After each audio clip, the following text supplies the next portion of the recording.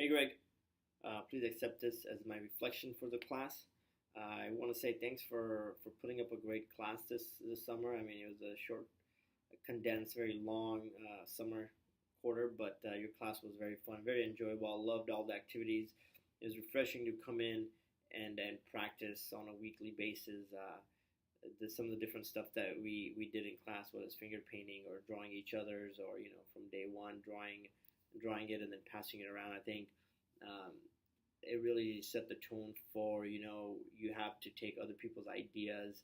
Uh, I think it was like a mashup activity. You take your drawing of the same window in the back wall and someone else's, and you keep passing around to see what final product you come up with, which was really cool and innovative. Just kind of thinking back on it, but uh, this class really got my wheels turning as far as my creativity and innovation. I'm an engineer because being a being the eldest son of a migrant family from India, you're either an engineer, doctor, lawyer, something along those lines, something creative or something, in marketing or even sports or music. None of that is really an option, unless you're super well off. And obviously, if you're a migrant family, usually that's not the case. So I got into engineering, been doing it for 10 years, haven't really, never really found passion for it.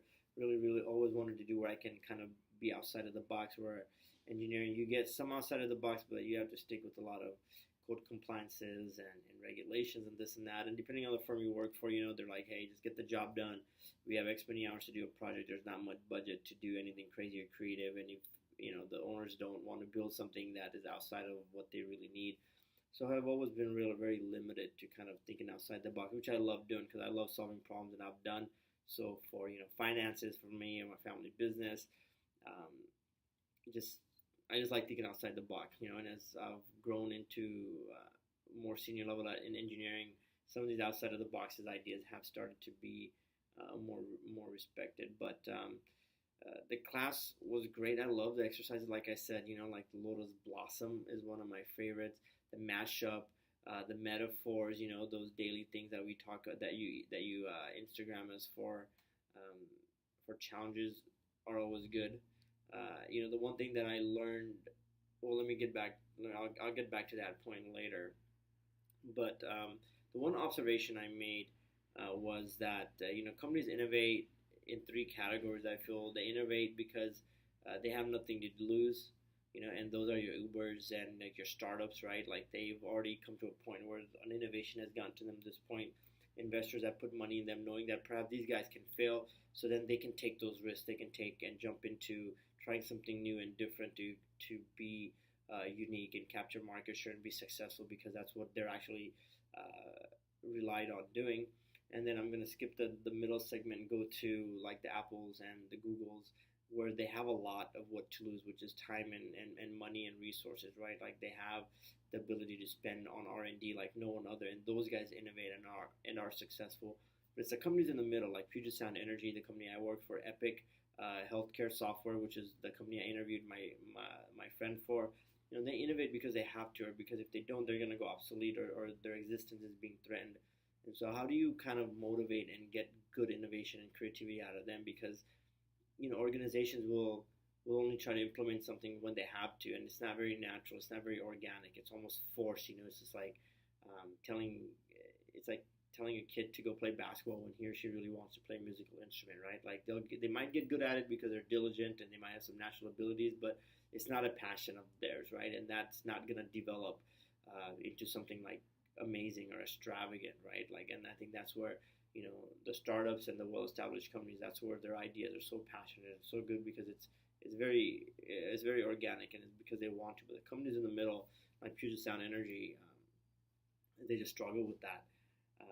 And so, like I said, one of the observations I made in all of these videos and the interviews and stuff like that is just people saying, just jump into it, just forget about everything and just go for it, And that was kind of my challenge, which initially was, a fitness plan, which I went through most of our class activities for, the Lotus Blossom, when we had, I think it was like or the sampler or something like that, where we were getting feedbacks from our group members and stuff like that. It was all based around that.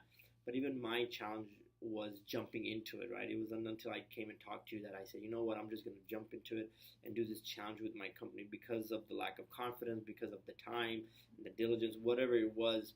I was being hesitant to jump into that, um, which might be the case for everyone. If you just want to paint or draw or do something outside of your norm, is like you just want to do, what you're supposed to, what's required, and nothing more because you don't have the time, and you just keep finding excuses. Like I was finding excuses for myself.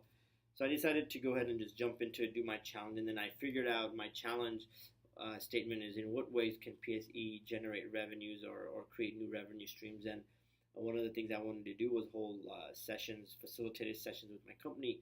And my challenge actually proved my challenge of getting that approved proved my point, because I went to my supervisor, he went to a different person, and then I was getting the go around on this, and no one was just saying yes, go ahead and do this. And it was so frustrating that here I am trying to help the company with an initiative, and no one is taking the ball. So like it was so frustrating because I'm trying to help. It's like help me help you, and here's someone going out of his or her way to do this, and you're just kind of not allowing it to happen. You're putting up obstacles, which was very frustrating. And then I have a decent relationship with my director, so I went to him and I said, hey, this is what I want to do. He said, go for it, gave me the green light, gave me the permission. So I went ahead and set up 2 facilitated sessions. So I started the session by doing an activity that just kind of loosened everyone up. I did, name 10 things that you can do with the paperclip. I shared some of those ideas. People were like laughing, goofing. So just started to create that vibe of, okay, let's get out of our comfort zone. The second section was me talking about some of the innovation that has happened accidentally. I talked about some of the companies, like how the microwave was invented, or came to existence, how Viagra came to existence.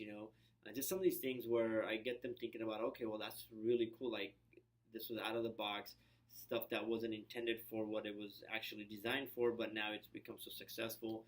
Then I did one of my favorite activities of taking your first letter of your first name, coming up with the noun, and then you partner up with someone to come up with an idea, process, service, whatever. And that starts getting them interacting with other people and start coming up with silly ideas and start thinking out of the box. And we shared it.